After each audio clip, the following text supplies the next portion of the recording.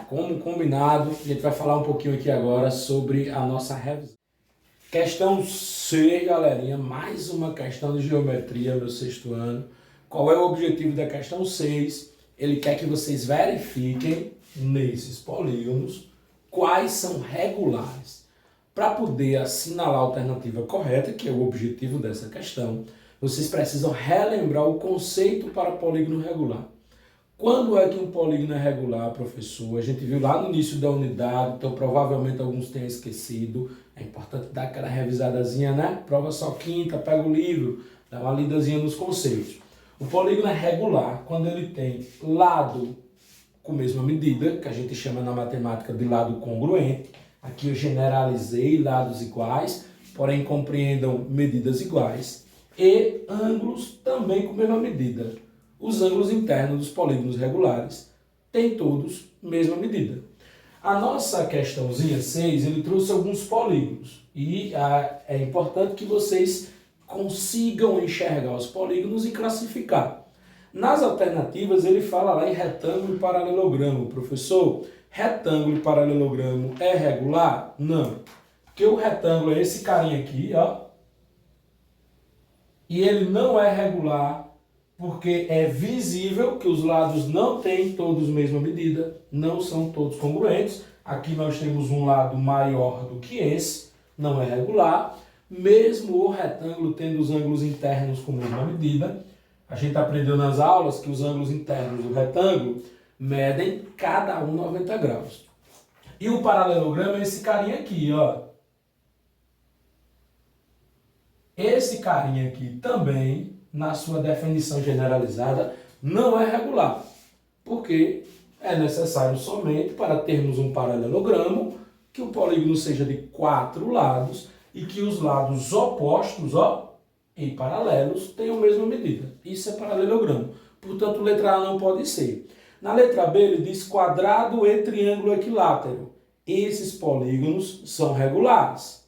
Ó, quadrado e triângulo equilátero. Por que o quadrado é regular, professor? Porque o quadrado ele tem todos os lados com a mesma medida. Ó. Esse lado tem a mesma medida que esse, que este e que este. Os ângulos internos do quadrado também são congruentes. Todo quadrado tem cada ângulo interno medindo 90 graus. Portanto, o quadrado é regular. Quem mais é regular? O triângulo equilátero. Na própria nomenclaturazinha do triângulo vem um equi, de equidade. Significa dizer que aqui existe igualdade com relação ao lado e, como consequência, também existe igualdade com relação aos ângulos. Então, quem são os regulares aqui? Ó, quadrado, esse carinha aqui é regular e o equilátero. Então, na nossa revisãozinha, o item certo é o item B.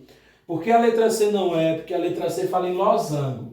Losango não é um polígono regular, porque no losango somente os ângulos e os lados têm a mesma medida. Ângulos internos não necessariamente. A gente viu isso na aula. Lembra quando a gente falou? Losango quadrado, família dos paralelogramos, temos lá também a família dos trapézios.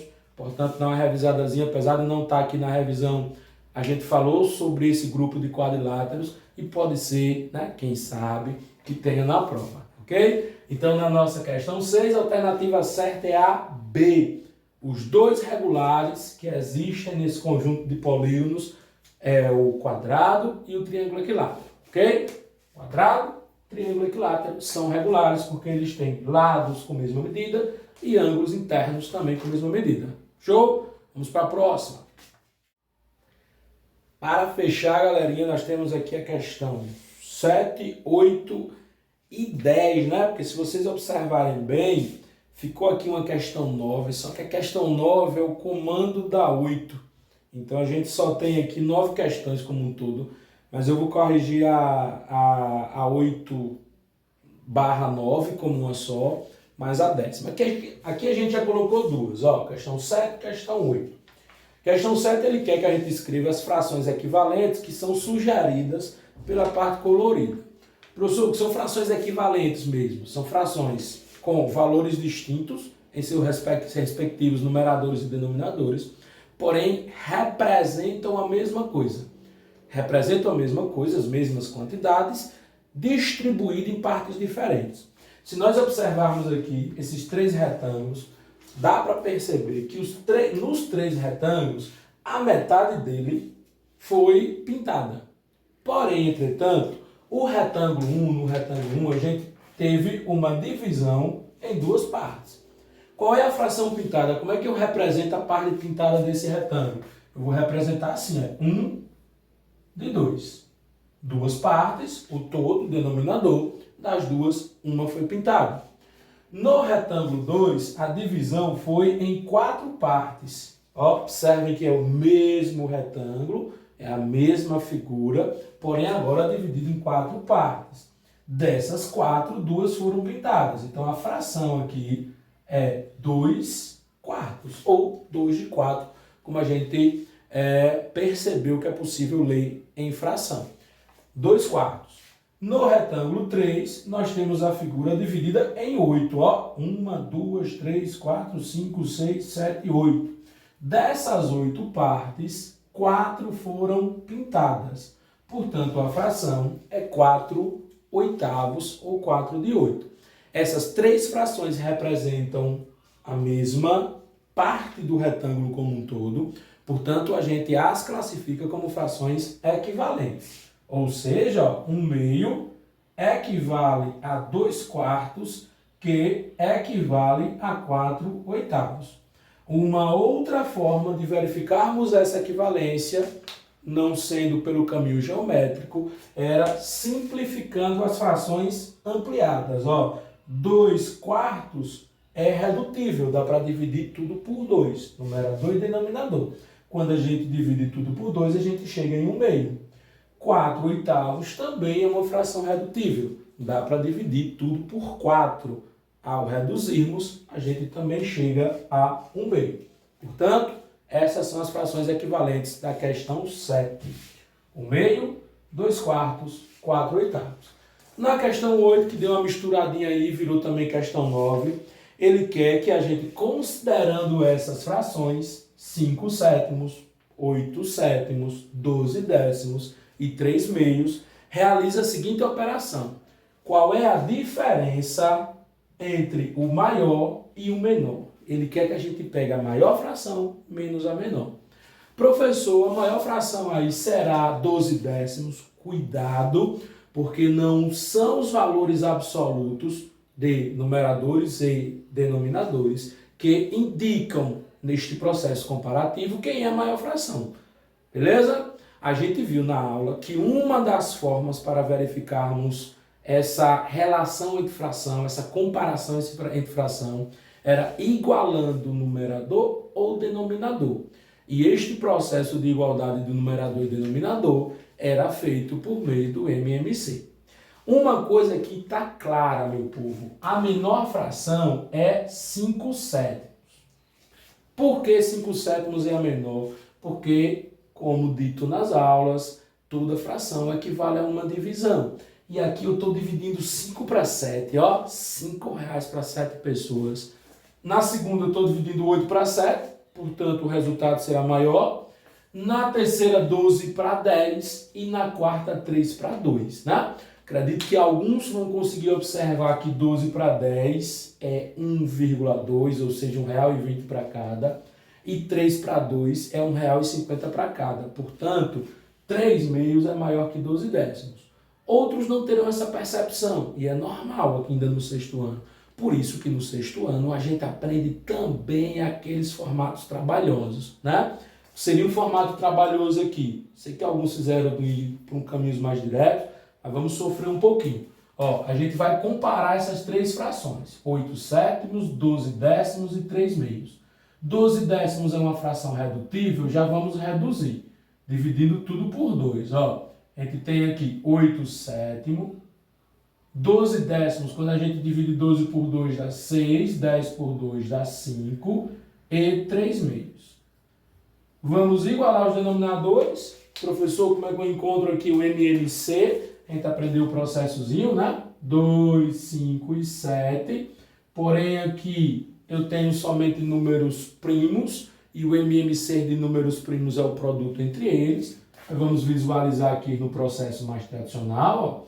2 por 2 dá 1, 5 e 7 repete, agora só vai por 5 porque é primo, 5 por 5 dá 1, o 7 repete, só vai por 7, 1, 1 e 1. Fatores, a gente multiplica, 2 vezes 5, 10, vezes 7, 70. Achamos o denominador comum, próximo passo, ampliar numerador. Então eu coloco 70 para a primeira fração, 70 para a segunda e 70 para a terceira. Processozinho como era, professor, divide e multiplica. 70 por 7, olha, quando eu tiro 7 aqui, sobra 2 e 5. Então, 70 por 7 dá 10. 10 vezes 8, 80. 70 dividido para 5. Agora eu estou na segunda fração. 70 dividido para 5. Quando eu tiro 5 aqui, sobram 2 e 7. 2 vezes 7 dá 14. A gente vai fazer aqui o 14 vezes 6. 14 vezes 6, podemos usar o método Clenildes. Ó, eu faço 6 vezes 10, 60. 6 vezes 4, 24. 60 mais 24 dá 84. Já se conclui que 6 quintos, ou seja, 12 décimos lá no início, é maior que 8 sétimos. E a última fração, que é o 3 meios, a gente vai dividir 70 para 2.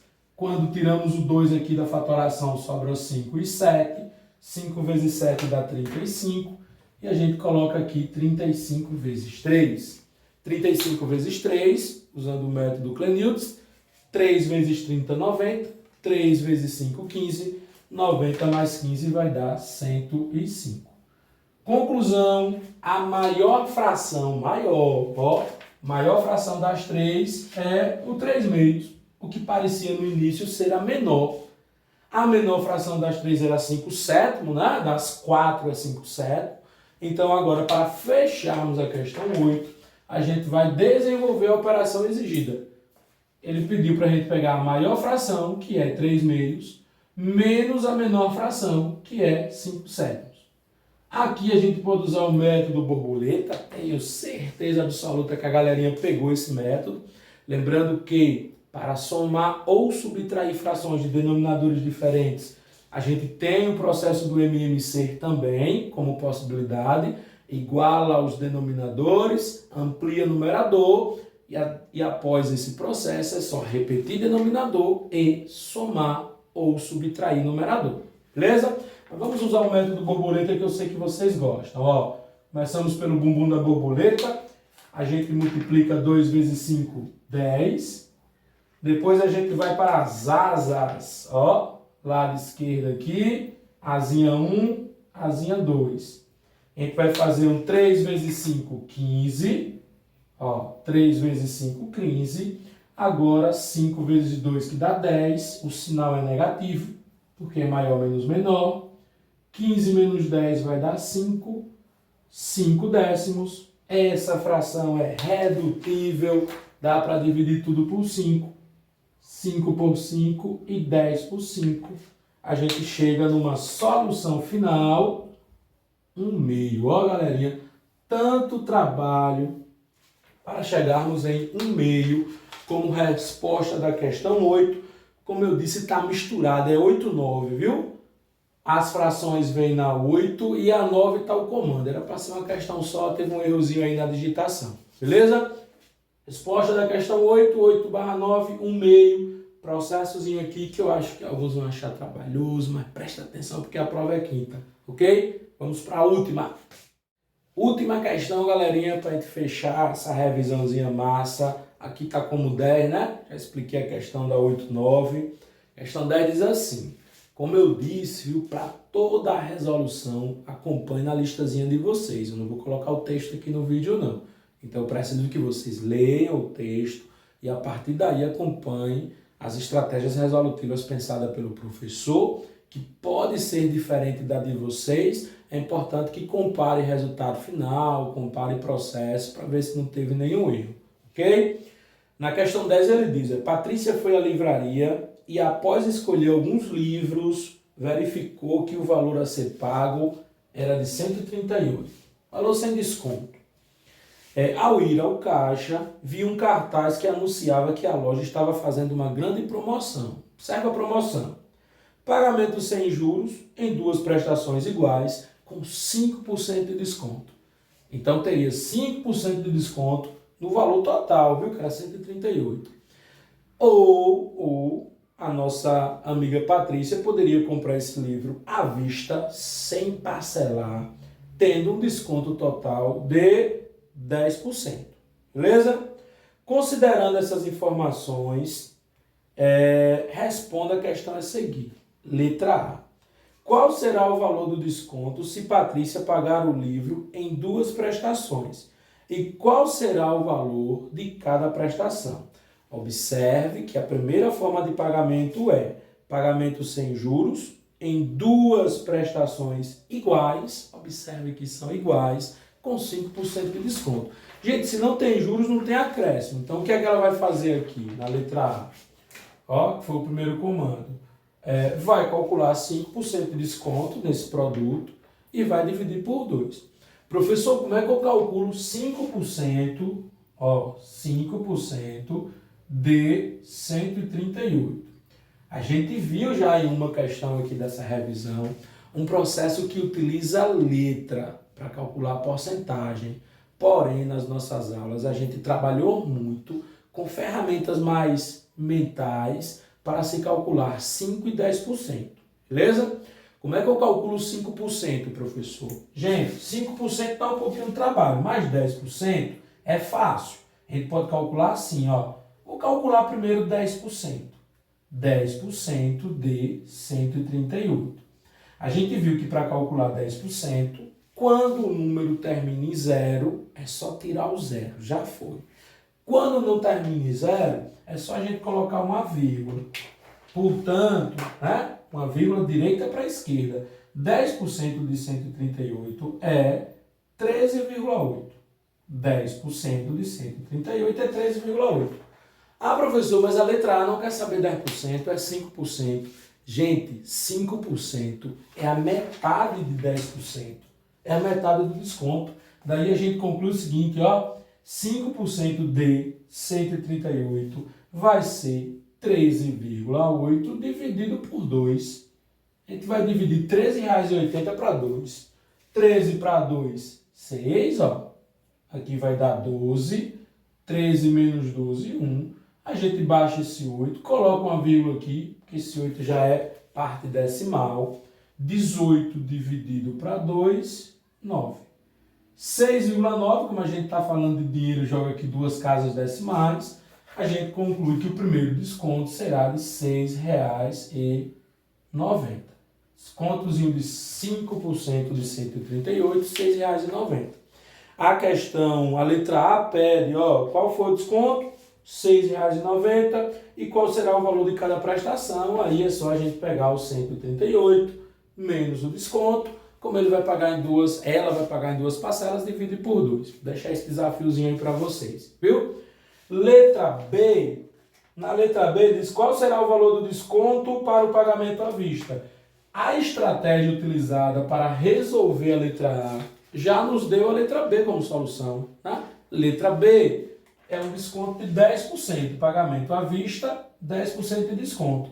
10% de 138, como já dito, é 13,8, como a gente está falando de dinheiro, nosso sistema monetário é centesimal, a gente acrescenta aquele zero ali. Então, desconto de 10% de 138, R$ 13,80. Desconto de 5% de 138, a metade de R$ 13,80, que são R$ 6,90. Ok? Fechamos aqui nossas questõezinhas da revisão. Espero que ajude um pouquinho aí nesse processo de estudo de vocês. Tenho certeza que todos estão estudando, porque vocês são os melhores, como eu sempre faço questão de dizer na sala. Até quinta, bom estudo, boa prova. Valeu, galerinha. Abraço.